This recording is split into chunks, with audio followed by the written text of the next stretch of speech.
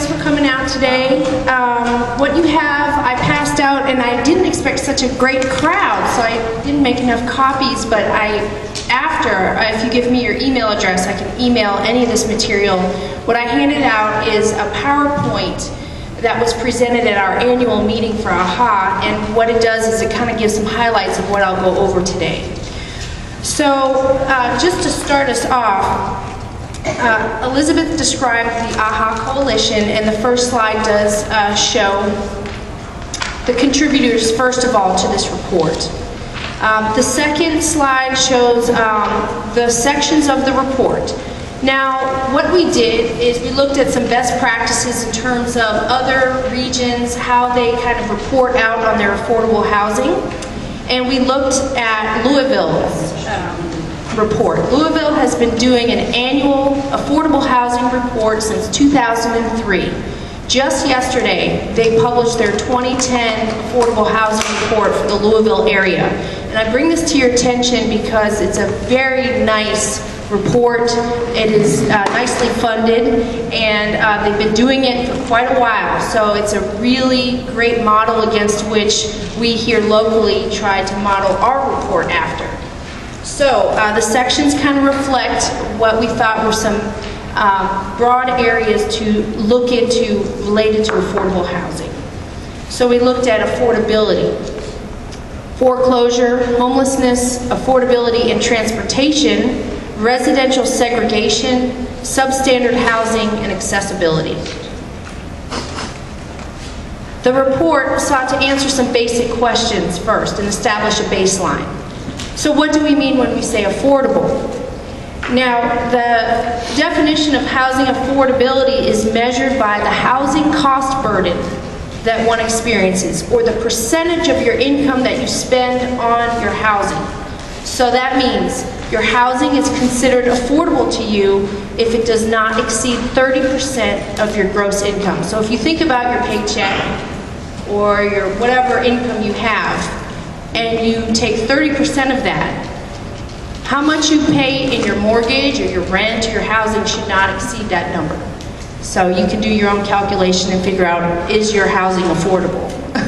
And we do emphasize this because affordable housing sometimes has a bad stigma to it, right? People automatically think Section 8, subsidies, projects. And what we're trying to emphasize here is that everyone should be able to have affordable housing, and that it takes on many, many forms. Second, we sought to establish a baseline. So when we looked around, there's lots of planning efforts that go around here, right? Agenda 360, and we're right in the midst of Plan Cincinnati, which is the city's planning document. But we didn't see any historical one document that really captured what was going on with affordable housing for our county. So this piece of, although it's a very humble effort, right, a volunteer effort, at least it brings together the baseline of what we're experiencing here for now in Hamilton County. Needs assessment. So it also identifies what are our needs. Is our community meeting those needs? And lastly, looking ahead. We look forward to updating this report as new data sources are made available. And I do want to emphasize a lot of the data was drawn from census data, which was available for 2000 census. Within the next year or so, we should have 2010 census data available, and that will really possibly change quite significantly the findings here. So we look forward to that data source. The next slide. So what is our state of affordable housing? And we chose to title this, the crisis, because what we found was some serious gaps in providing affordable housing to our community. So this housing situation we find is unstable, has undergone abrupt changes given the recent changes in the economy. And I just want to go off script a little, and I did take a quick peek at Louisville's most recent report. And again, our findings from Louisville's last year's report was quite similar. Our region was experiencing very similar things to the Louisville region, meaning increases in foreclosures, long waiting lists for affordable housing. And I just want to mention a few data points that they came out with yesterday in Louisville. And unfortunately, I think we may find the same thing for our area. During the 2009-2010 school year, there were 10,555 homeless students enrolled in the Louisville public school system. This is an increase of 23% from last year, and a full 44.6% increase in homeless children in the Louisville area from 2006. And we also have a section in here that looks at, Cincinnati Public actually collects, well, I might be saying that wrong. Someone collects data on homeless children in our public school system, and that data is available in the report. So I just wanted to highlight that's just one data point that's very concerning. Okay, so, and lastly, just in terms of the crisis state that we're in, data sources that we found reveal that the availability of safe, accessible, affordable housing in our county is not meeting the needs of our community, okay? The two-pager that you see on your table does have, the second page is our executive summary from the report. It gives some kind of highlights, so you can look at that later. So some of these highlights, let's talk about affordability. So when I talked about you shouldn't be paying more than 30% of your income on housing, about a quarter of our households in our county have housing cost burdens that exceed that. Okay, so 1 out of every 4 of us. Repeat that again. Sure.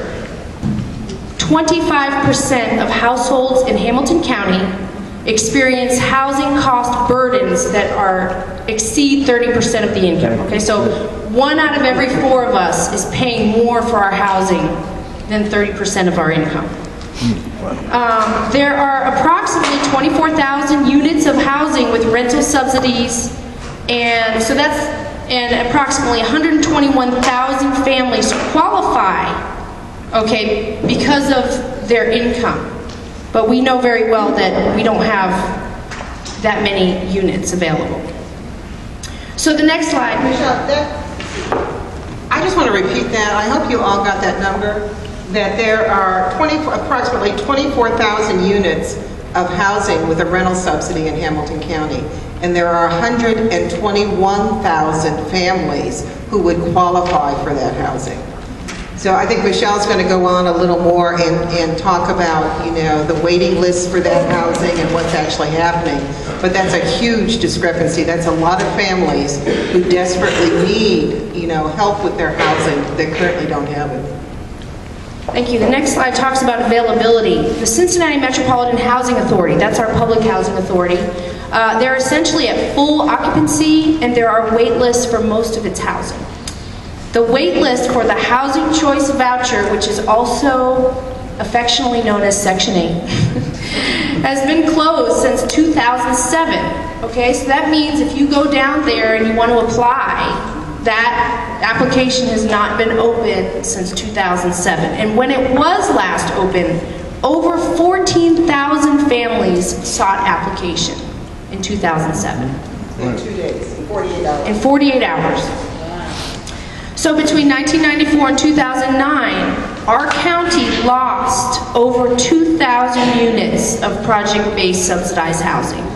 Okay, so you have your voucher that you can, it's kind of mobile, you can use it wherever a landlord will take it.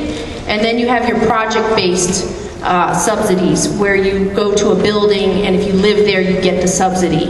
And again, we've lost 2,000 of those type of available units. Moving on to foreclosure. Foreclosure rates climbed more than 200%.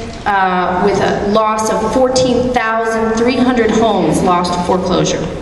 Moving on to homelessness.